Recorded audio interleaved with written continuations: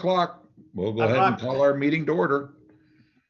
We'll have our city clerk please read the remote instructions.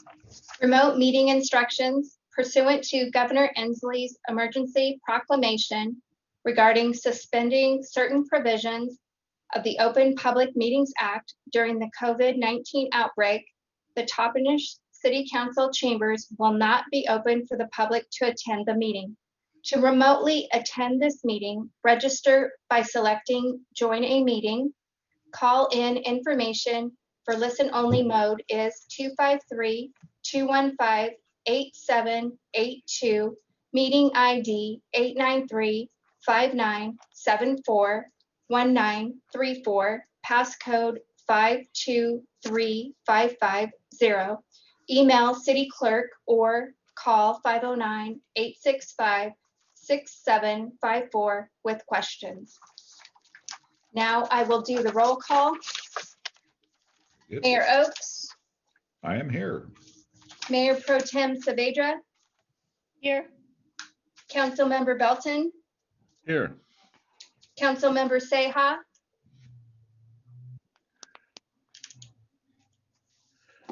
Councilmember Duval. Here. Councilmember Garcia. Here. Councilmember Jimenez. Present. The city does have a quorum. However, Councilmember Seha, we have not heard from him and he is absent. Okay. Okay. But this time, I guess we don't have a reason for an excuse, so maybe we'll wait on that.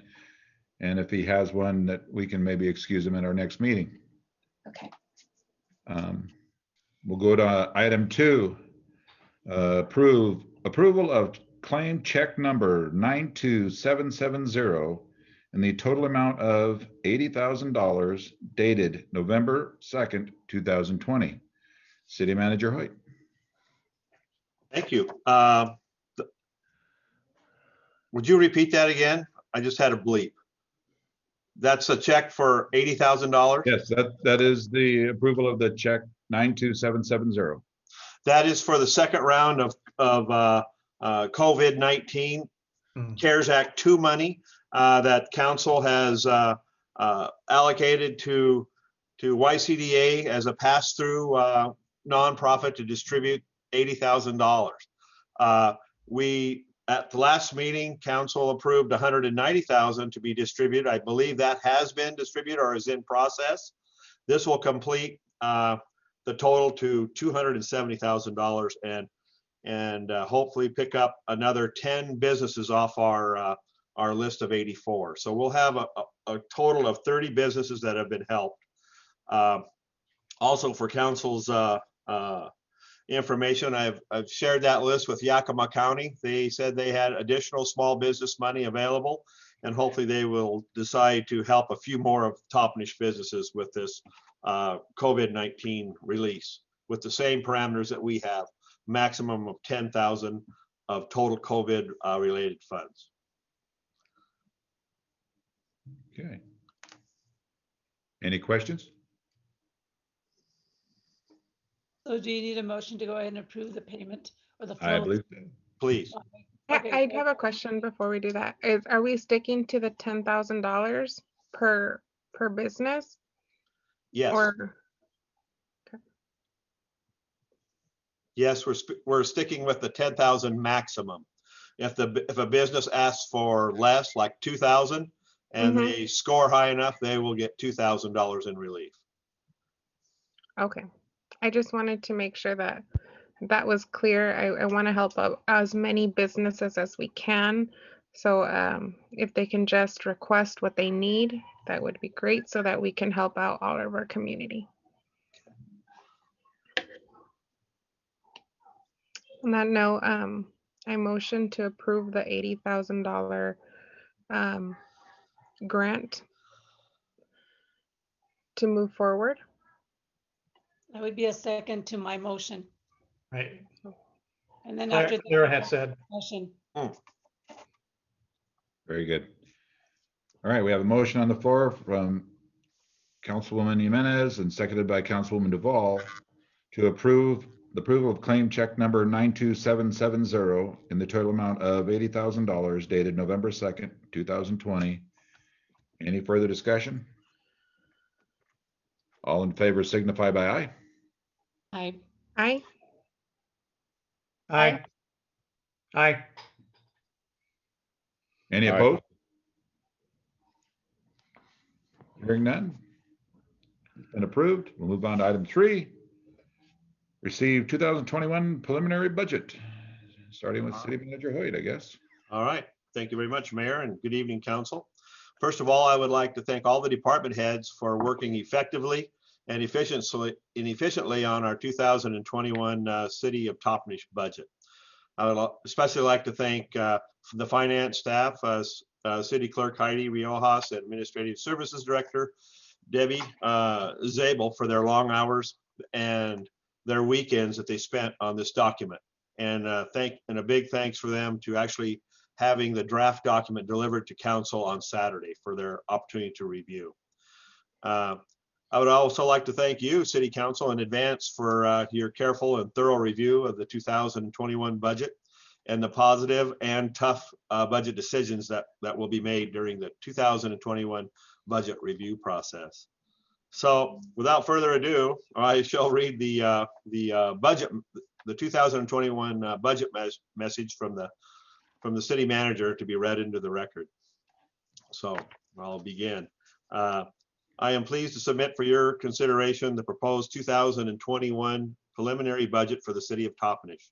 This letter serves to provide you with an outline of the recommended financial policies and programs, which include the relationship of the recommended appropriations to those policies and programs, and the reasons why for any significant changes from previous year regarding revenues and/or expenditures.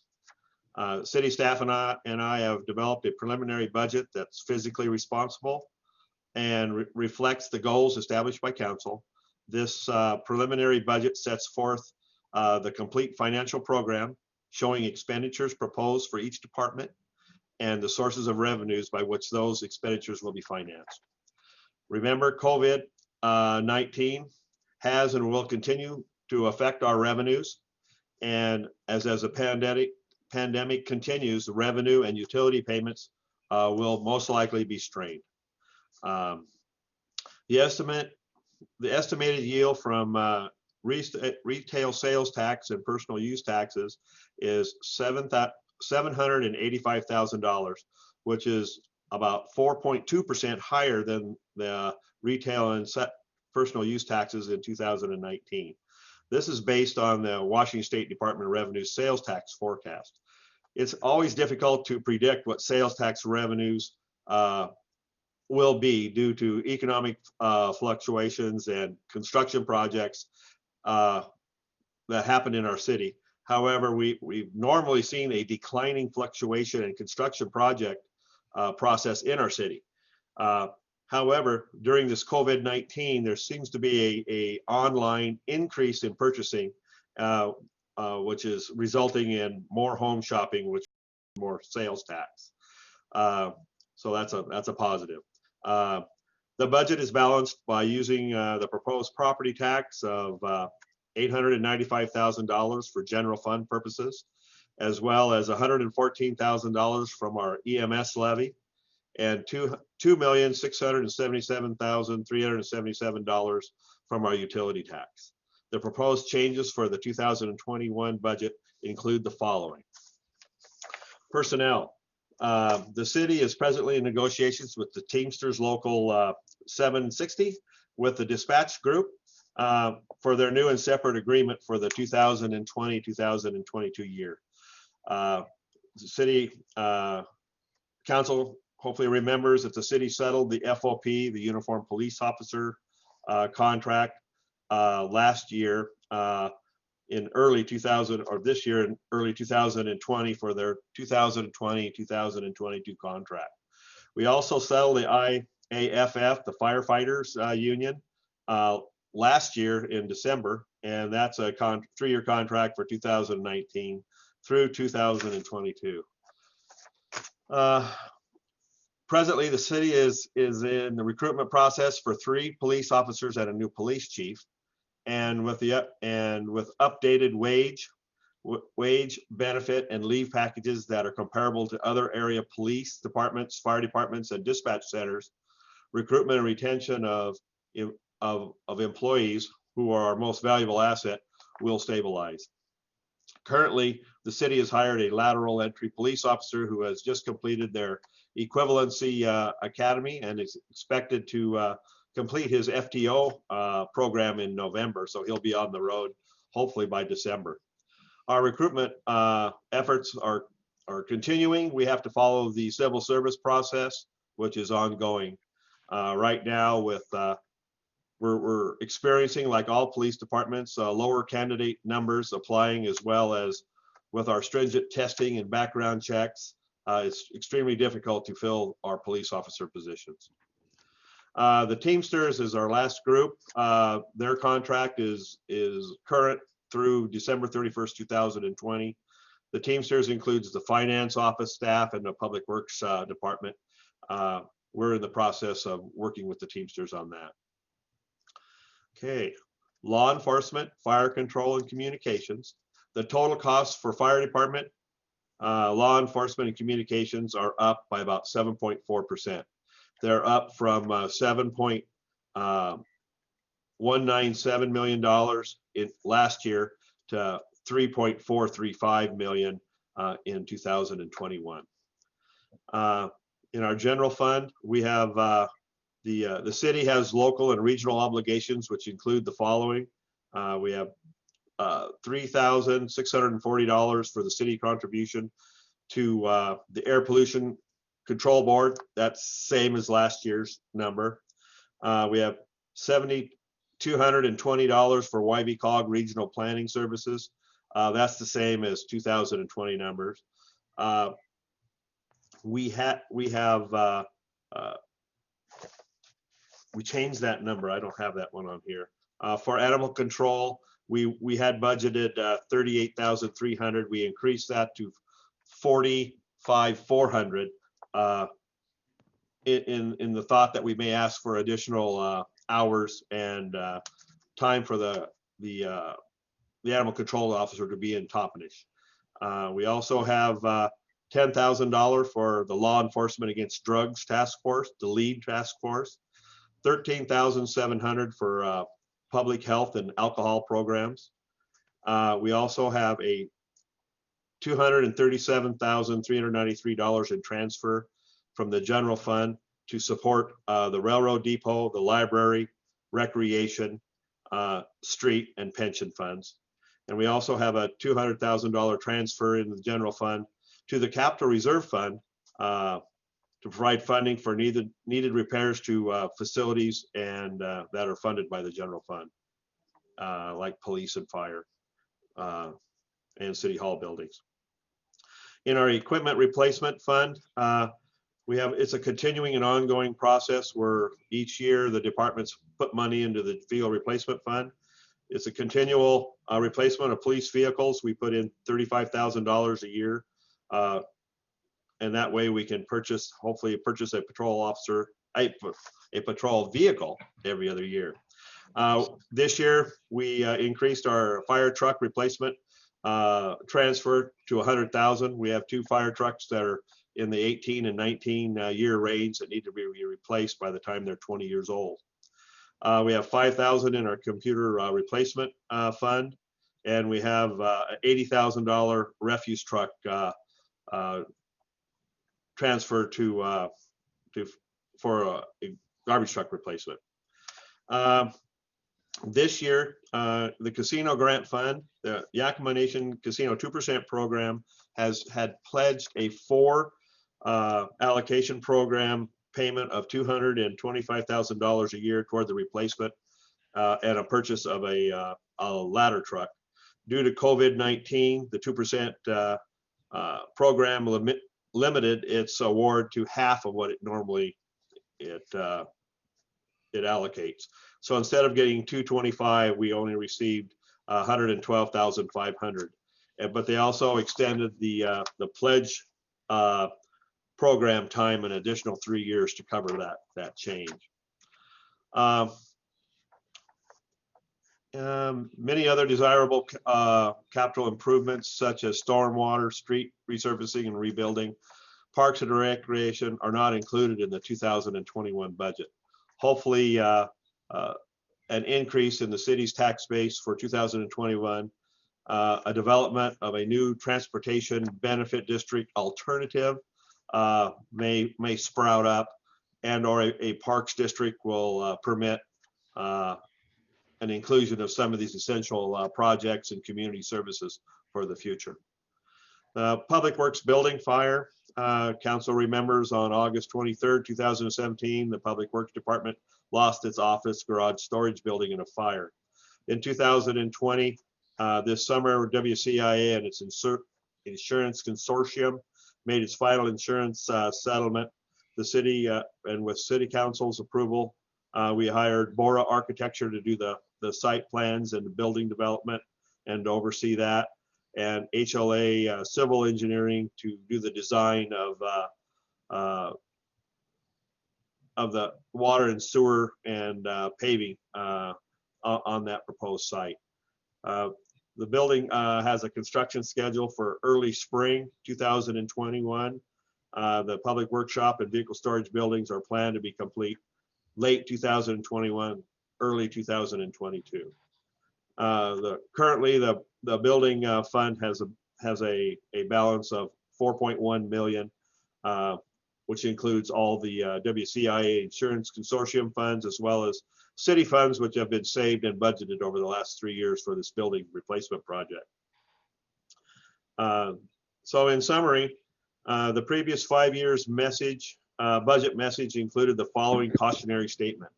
The city's property tax and sales tax base are not growing at the pace that keeps up with increased cost of sustaining city services.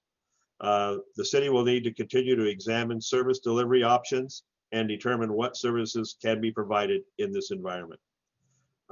These low revenue concerns will continue. Management team and staff will continuously work as a team to use caution and fiscal conservatism in our 2021 budget. As Team Toppenish, we successfully have met our budgetary challenges for 2021. So with that, are there any questions? Nope.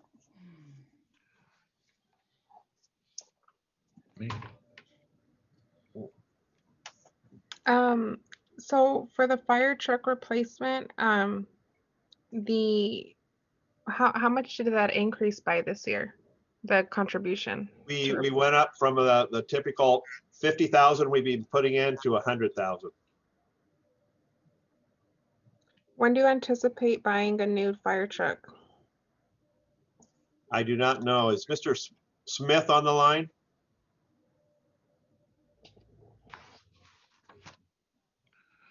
There are some options out there. We have 3 trucks. Two are pretty old, and one is got broken last year during the freeze and has been refitted with all the pumps and items on there. So we basically have almost a brand new 20-year-old truck that'll probably be relegated to be our backup. We hope to have enough money in the next probably 3 years to either purchase that new fire truck, or we would go out for financing and finance the truck for the life of the truck. If we did that, probably the payment on that would be, if Debbie's there, I think we saw some numbers for a truck to be about $45,000 to $50,000 a year for 10 years for the truck, if we had a down payment of about $150,000 to $200,000. Lance, when you say a fire truck, are you thinking of just a regular fire truck, or are you thinking about the ladder truck? We would like to continue to take in funds from the Act Nation 2% committee to purchase the ladder truck. We hope that the first the agreement that we had, the program, was we were going to receive approximately $900,000, and we would have a truck that would be 17 to 18 years old. we'd be able to sell that truck and use whatever good things that are on there, like the hose and some other stuff that's there, and to put on the new truck. And we would come up with to fund that truck completely. The other truck that we're talking about is just a regular fire truck that the city needs to purchase on its own. In fact, not to confuse the issue, the casino purchased a fire truck for the city of Toppenish 20 years ago, and it was a regular fire truck. And I think the city went out for bond or payments to buy the ladder truck. So we're kind of flipping it, but we're still in need of 2 new fire trucks to maintain our insurance rating and get past that issue of breakdowns and repairs and additional maintenance due to aging vehicles. And then, That old ladder truck that we got, I thought that it was voter approved. Yes, it was. It was voter approved. That Yes. wasn't, yeah. As part of the committee when we went to the people to purchase the ladder truck. The pumper they're using now, which is Toppenish 11, was the casino truck that we got from the casino. So like Lance said, we're flipping around. The casino's going to give us a ladder, give the city a ladder truck, and the citizens will have to make up their mind if they want to purchase or like Lance said, make payments on a new pumper. That's an option. We could go to the vote of the people to cover that, or we could see what the rates are and budget for it. So we're accumulating money now to help offset that down payment and to put us in a position where we could go either way. So.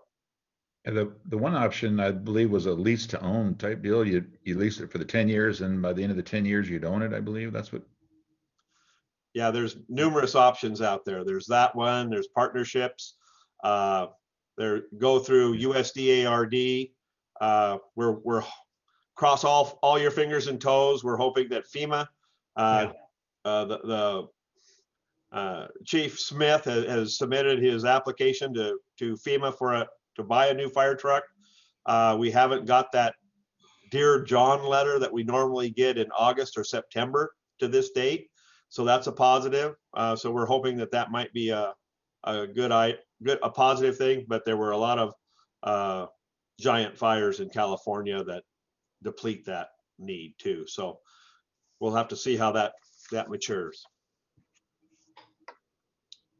Okay. I have a couple more questions. The 200,000 that you're transferring from the general fund to the capital reserve fund, is there specific, do you know where you're starting with the repairs that are needed? We have some money in there to update and upgrade the fire department. I think there's 65 in there for that.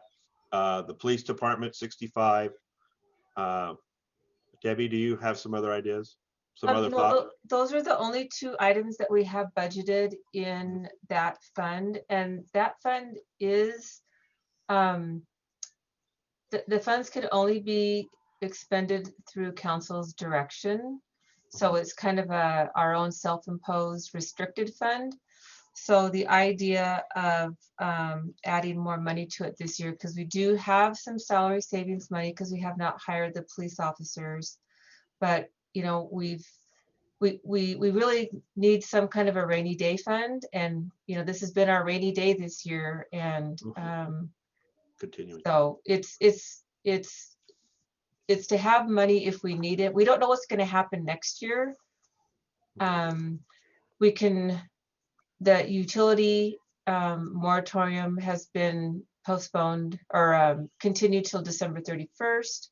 Private utilities, the UTC, they've already had a stop on their payments till April of 2021.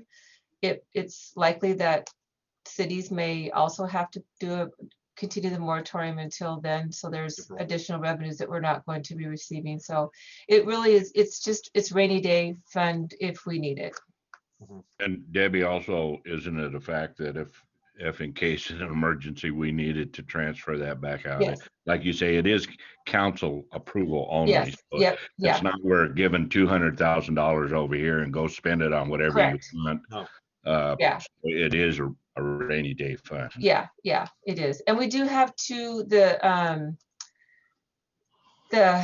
the police department or the fire department needs to replace the sewer main. And so it is a logical place for that to happen. And then we do need to do some upgrades to the police department. So that was the thought behind that. So, but we can talk about that at another time also.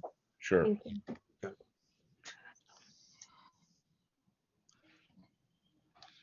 So as council navigates through the 2021 budget, you'll notice that recreation, pool, and tourism are unfunded. Those are basically unfunded due to the COVID and the inability for people to gather for sporting events, tourism, our parade, our rodeo, our night out against crime, our ranch party, various other nonprofit auctions for them to raise funding programs for scholarships and the like. Those are basically zeroed at this year. And with the advent of COVID and not being able to knowing where the county's going to be, we're not even to level 3 yet or 4. We don't know about a vaccine that may open that door to recreation and public gathering back up. We've held that at 0. And so that also means we're not hiring or going out to add for a recreation director, because without a recreation programs, we don't have anything for him to do. We did find out that from the school district, they're going to go a different direction. So they're not going to help pay for a Parks and Rec, a recreation director in the future. And so that's why one reason we're holding that. The pool, of course, is a recreational service to our community. We hate to say, but we've zeroed that also. Just so council knows that it cost about $218,000 to run the pool in 2019, and it cost the city approximately $142,000 out of the general fund to run that. A pool, when it runs in a excellent situation, if it can make 35 to 40% of its operating costs, it had a really good year. And one of those costs that really hurts is we have like 34 lifeguards that work there, and minimum wage has gone up. And so manpower to run the pool is a major cost to that. Our tourism program is zeroed due to basically a declining tourism reserve funding. I think last year was the last year we decided to fund that. Those dollars are just not coming in. We get those money through tourism and lodging tax. And if council doesn't know, Yakima Nation did purchase the Quality Inn earlier this year. They bought that with COVID money to house COVID quarantine type people. However, that's a good thing to do, but now that Quality Inn is not there for future lodging tax for the city of Toppenish. It was an opportunity for the owner, since COVID had basically decimated his customer base. He had an opportunity to sell and recoup some of his investment and costs. So anyway, we'll need council direction in the future as things start to change, to see if we need to ramp up those programs and maybe do a budget amendment in the future. So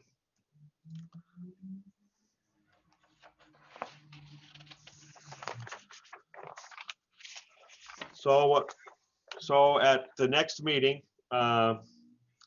November 9th is our next council meeting. That's when we plan to start our budget presentations from staff to council. So it's a regular budget meeting. So have a couple options for us. I guess we could start at 7 and go till 9, or move up and start at 6:30 and go till 8:30, or maybe start at 6 and go till 7:30. There's some options there. I know it's a long time to be on Zoom to listen to budget. But we would hope, I think Heidi's still there. I think we did our budget review last year in about 90 minutes.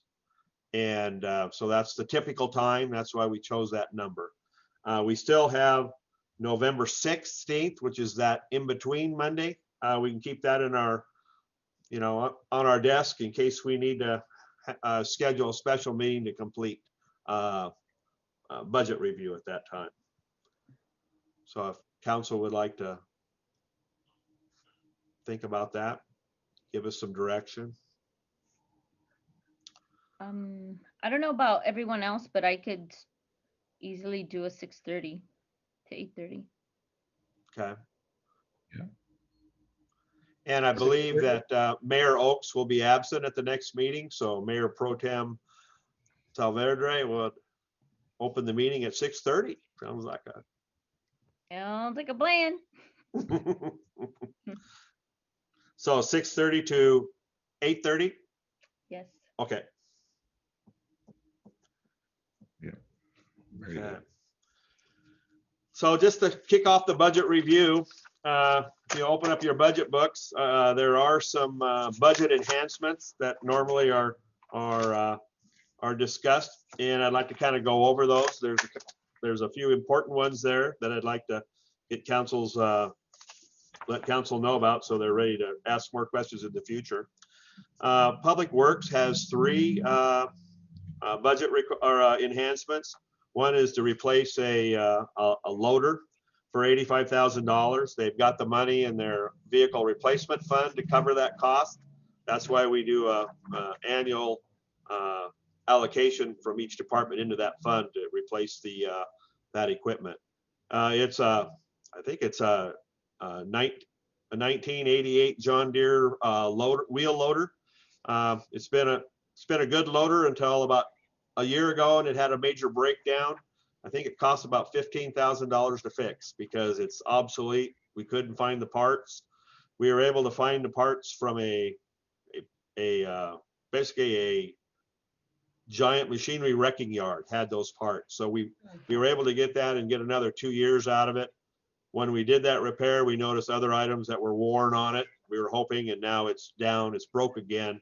The estimated cost is pretty expensive. They were guesstimating $30,000 to fix it, so it's beyond repair. Therefore, the Public Works would like to replace that with a new loader. Like I say, they have the money in the vehicle replacement fund to cover that $85,000. So that's one. That's their number 1 priority. Their number 2 is to replace the 2 parks mowers in the parks. They're wore out. They're penny nickel diamondus. We have to wait up to 2 weeks to get repair parts for them. We have to visit with the school district to borrow or have them help us mow some parks at times this summer, and then we would reciprocate and help them when they needed it. The estimated cost is about $17,000 per mower of those mowers. So we figured with tax and delivery and setup, it'd be approximately $40,000 for 2 mowers. You got to remember that we have 9 large parks in our town with over 17 acres of grass, as well as 7 beautification areas with other about 4 acres of grass added to those, and also some water towers. So those mowers run about 40 hours a week, if not on the weekends too, with our part-time people. The third mower that we need is a 2006 replacement for a John Deere mower at the cemetery. We've got approximately 14 acres of property out there that we have to mow. We have 12 acres of grass that we mow on that once or twice a week, depending how the fertilizer and the mowings were working. And that piece of machinery has just kind of been wore out. It's had a long life and served us well. The new mowers are supposed to be diesel, be the Hustler brand, the same brand that the school districts are all using now. They have lifetime warranty on their decks. They're diesel, they got the power to cut. And when we borrowed their mower, they were able to cut our Pioneer Park in 2.5 hours instead of 6 hours that we were mowing. So we were pretty impressed with that. Nice. To get that done. The other enhancement that the fire department is asking for are 10 new portable fire radios. That total cost is about $7,000. They'd like to replace their old Kenwood portables that are over 12 years old now with some new current models that are capable of transmitting and receiving the digital band and some other frequencies. Right now, our police department are transmitting on the frequencies that the fire department can't pick up. So it's pretty vital that they be able to communicate for firefighting and firefighter or officer safety. So that's an enhancement that's in the fire budget. Lance, I'm sorry, I just Go had a ahead. quick question. So you said that these enhancements have already been budgeted for? Yes, Oh, okay. yeah, they're in there. But they have to be approved by council. Council approves the budget. There's two other items we're looking at is a code enforcement officer and a code administrator / building official. First, I'd like to talk about the code administrator building official position. That's basically replacing Bill Rathbone's community director position. We found that we have 3 groups helping us now with planning, permitting, and all those types of things. And it's imperative that we have a competent person in there to be able to be our building official and speak for the city. He or she has to be able to evaluate our code in relationship to zoning, planning, and building. And we don't need a director for this position, an administrator for this position. We need a director. Or yes, that's what we need. And so anyway, that's what we need for our code administrator. That cost is $114,000 total for that person. Very important. Then we have a new position that pretty much complements council priorities. We're looking for a code enforcement officer. That total cost is about 85 wages, vehicle and supplies and wages and benefits. We've just been experiencing a significant increase in code enforcement issues throughout our city. To mitigate this situation, staff is proposing a full-time code enforcement officer. The code enforcement officer will investigate the violations of the municipal code. And when the violations are found, the officer will work with the individual to resolve those issues, which may result in a fine or whatever program they come up with in order to correct that violation. Presently, we have the fire chief, Tim Smith, performs those code enforcement duties when he has time. And so with that being said, that just shows that he doesn't have enough time to do that position and do it well for the city. Just because he's doing fire and EMS and all those other things also. So the advantages of a full-time code enforcement officer would be able to spend the necessary time to respond, investigate, work with those individuals, as well as prepare any needed legal documents for enforcement. This position, he'll work with police and fire and public works to resolve these issues. The beauty of hiring a code enforcement officer is we'll be able to affect those issues, quality of life issues, code issues, graffiti issues in our town.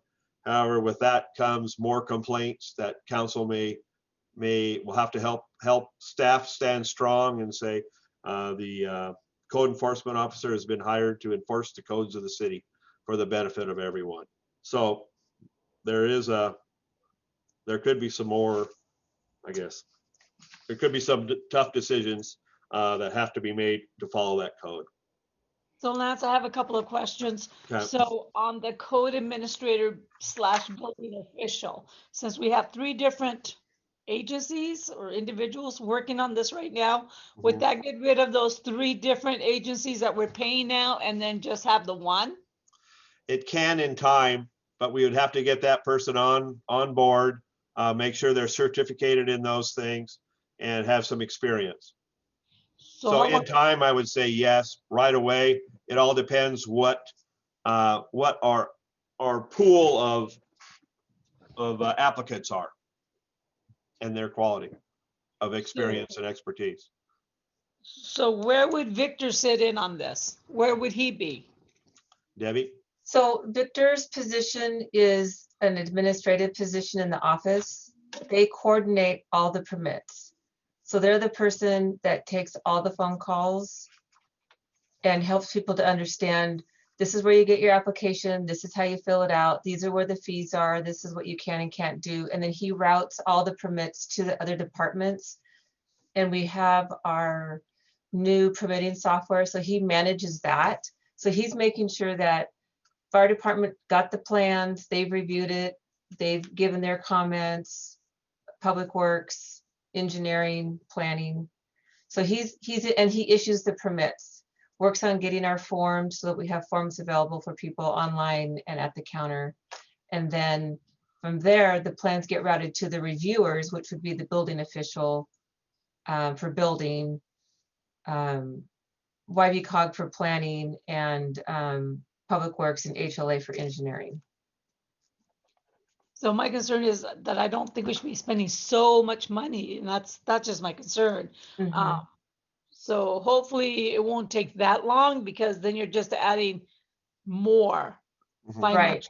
And it would be, the goal is that a building official, an experienced building official that is a plan reviewer and construction inspector, we will be eliminating Northwest Code Pros altogether. But not right away. Well, depending on what they have, what their experience is. As far as for YVCOG with planning, we'll need to retain them for long range planning and some, meaning like our comprehensive plan, any zoning changes, that we will have to retain, because we're not going to be able to find a building official and someone who has a degree in urban planning. They're kind of two separate fields of business. It'd be like trying to find someone that's got a fire certification and a police certification. They're kind of two different animals.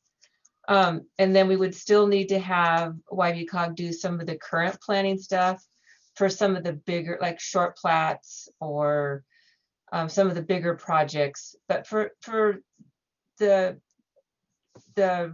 regular zoning type issues, the building official should be able to take care of that. So right now we have 3 different agencies doing the work. You're hiring a new person, but We have two agencies, 2, you have, Northwest Code Pros and YVCOG. YVCOG. okay, so we're keeping YV-COG, but then this person would then replace that other agency. Northwest Code. Yes, Northwest Code Pros. And part of YVCOG. Yeah. I mean, there's some of zoning stuff that Victor's working on. The permit coordinator can work on some of the zoning stuff themselves, like the home occupation permits, some of the special use permits, the sign permits. Those are reviews that he can do without having to go to YVCOG for that. How much money would we be saving if we actually hired our own code enforcement or our code administrator building official and got rid of the other one? How much of a savings is that even going to be? Well, I don't have that number for you, but Well, I can get that just- number. Yeah, I'm just wondering, I mean. Right. I mean, it is not, so when Bill was here, he was paid at the community development director rate.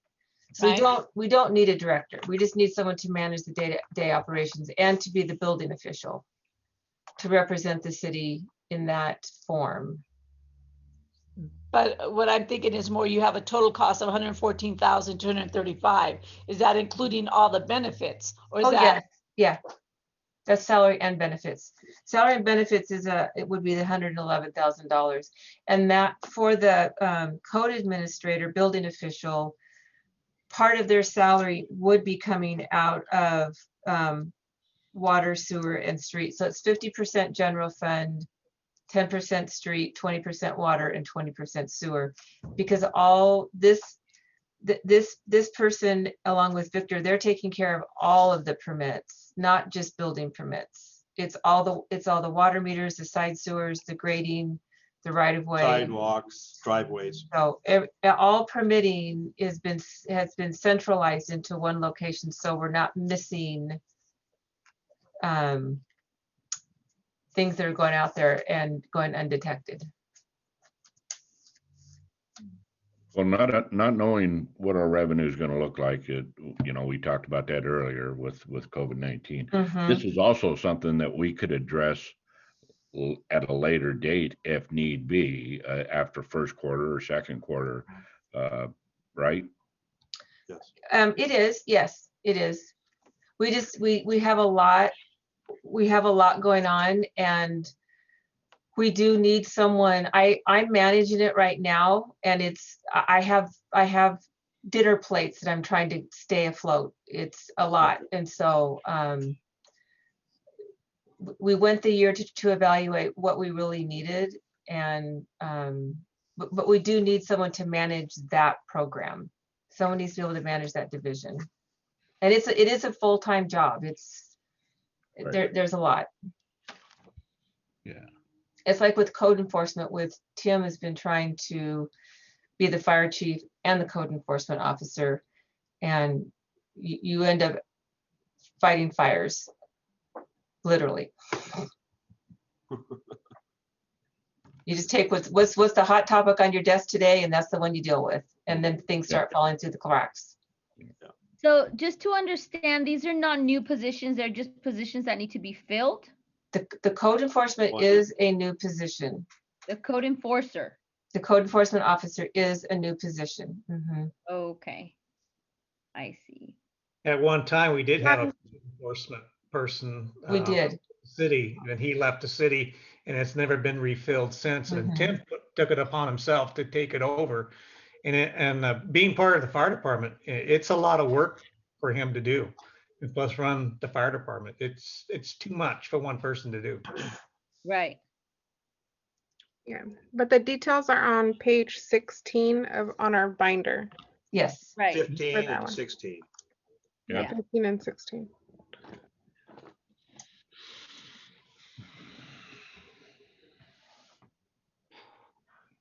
Yeah. All right. Are we going over anything You else? were pretty fast there, Lance, but you talked about how when you were talking about the public works wastewater they wanted to replace with their 88 John Deere. Their loader. Yeah. You said they had the money in the budget for the new one. So Yes, the they money's do. there, so it's not a big deal. But then Each year, water and sewer and street put money into the vehicle replacement fund. We know the garbage is the easy one because we buy a new garbage truck every 5 years. We have 2. That way they're on a 10-year rotation. So we figure out what the cost of a new garbage truck is, divide it by 5, and that's how much we put into the vehicle replacement fund each year till we're there. And so we've been kind of doing the same thing with water and sewer, except we've just been putting 50 in each year. And so we have that money in the account to purchase that piece of equipment. Mike, you said that. So on the other one where you're talking about the park mowers replacement and the replacement more for the cemetery and the 10 portable fire radios, you didn't say if the money was already there, or is this money you're asking for us to put in? Yes. Yes, what? It's we would like to have it put in. If we do the last time we bought mowers, we went to the Department of Treasury and got a loan for 5 years to cover the cost of those. And so it's kind of either a lease program or a loan program for those mowers. There's not a way that they can start putting money in like they did with the public works wastewater, where they were putting money in every year. These guys can't do that. They can do that. However, that's putting money, I'm looking at Debbie, that's kind of, that's the general fund, and we try to keep the general fund there, I don't know how to explain it. It is, but we did start doing that with, we do The sweeper. we put $35,000 into the equipment replacement fund from the general fund for the purchase of a police vehicle every other year. So we are saving up for that. We are putting money in from the general fund into equipment replacement for the fire truck. Mhm. And then we are doing $5,000 for computer replacement. Mhm. So, I mean, we could do that. I mean, it's like the rainy day fund. But we don't really have anything for equipment for general fund. Well, I was just wondering if maybe that's because of the way our revenues and expenditures are going. I was just wondering if that's maybe something we need to start doing. Yeah. It'd be wise to save money Mhm, at any time. Because I mean, I just don't like the fact we're always going out to get loans, going out to get all this stuff. And I'm just thinking, you know, we need to start looking into the future and maybe do an inventory of the stuff that we have. And when we think it needs to be replaced and start putting money aside for specific things. Because our money's not coming in anymore, as you can tell. And so I'm really concerned with, yeah, we need it. But if the money's not there, and maybe we need to start doing that with all departments, what do they saving money for? We did start doing that a few years ago with the street fund, where the street fund had not been putting any money aside, and they have a lot of equipment, a lot of vehicles out there, and like, you know, the snow plow, and so we don't have anything to replace that. So when those go, those are going to be a loan because they're very expensive pieces of equipment. So, but yeah, the sooner we start saving for that stuff, the better we'll be.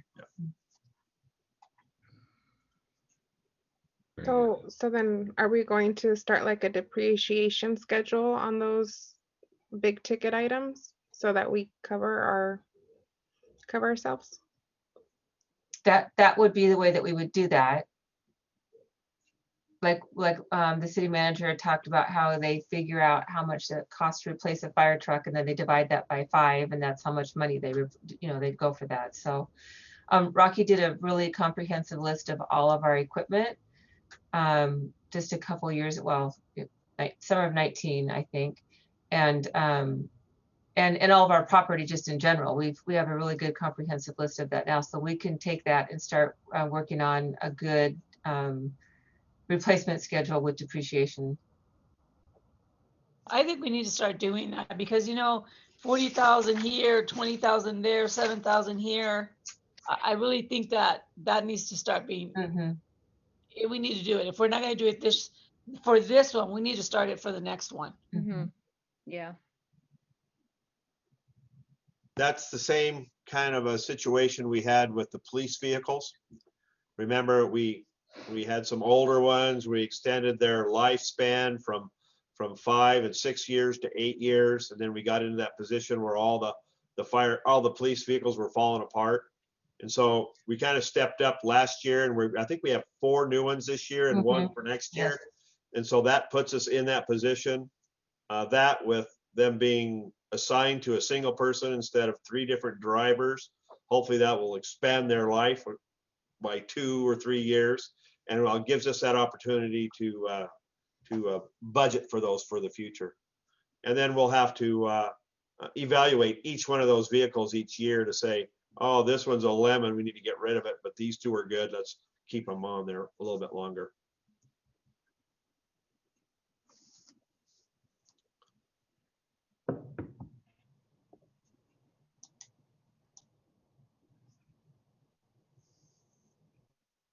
Anything else?